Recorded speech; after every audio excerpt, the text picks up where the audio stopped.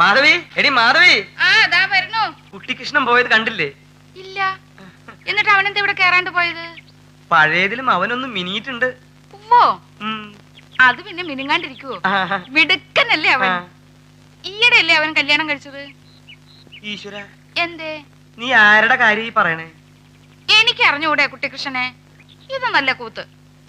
കല്യാണത്തിന്റെ അന്ന് അവൻ എന്നോട് പറഞ്ഞതാ, ഇന്ന് അവനും പെണ്ണും കൂടി ഇങ്ങോട്ട് വരുംന്ന്. അവര് വരുമ്പോ കാപ്പി കൊടുക്കാനല്ലേ മനുഷ്യ ഞാൻ നിങ്ങളെ കടയിൽ പറഞ്ഞയച്ചത്? എടി മണ്ടി, നിന്റെ അപ്പച്ചിയുടെ മകൻ കുട്ടിക്കൃഷ്ണൻ അല്ല, പിന്നെ വരിക്കശ്ശേരി മനയിലെ കുട്ടിക്കൃഷ്ണന്റെ കാര്യ. ആന.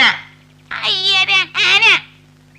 ഇത്രയും കാലം ആനയുടെ കൂടെ കഴിഞ്ഞിട്ടും ഇപ്പോഴും ആന കണ്ട നിങ്ങളുടെ ഇളക്കം മാറിയിട്ടില്ല അല്ലേ? നിന്നേക്കാളും എത്ര സ്നേഹമുള്ള ജന്തുവാണ് ആനയെന്ന് നിനക്കറിയോ?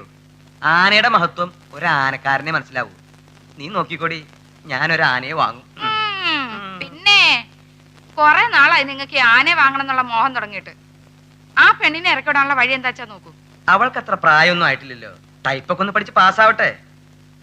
ആനയുള്ള വീട്ടിലെ പെണ്ണാവുമ്പോ ഒരാളും വന്ന് മുഖത്ത് നോക്കി സ്ത്രീധനം ചോദിക്കില്ല. ആനയെ കണ്ട് പേടിച്ചിട്ടാവൂല്ലേ? നിന്നെ പറഞ്ഞിട്ട് ഒരു കാര്യമില്ല. പഴം ബിസ്ക്കറ്റ് വാങ്ങിയില്ലേ? വാങ്ങി. എന്നിട്ട് എവിടെ? കുട്ടികൃഷ്ണൻ കൊടുത്തു. കുട്ടികൃഷ്ണൻ കൊടുത്തു.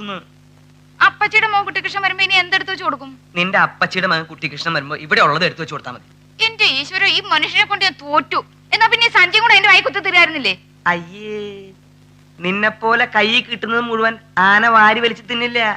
അതിന് ഇഷ്ടപ്പെടുന്ന ചില പ്രത്യേക സാധനങ്ങളുണ്ട്, അതേ തിന്നു. മനസ്സിലായ? മനസ്സിലായി.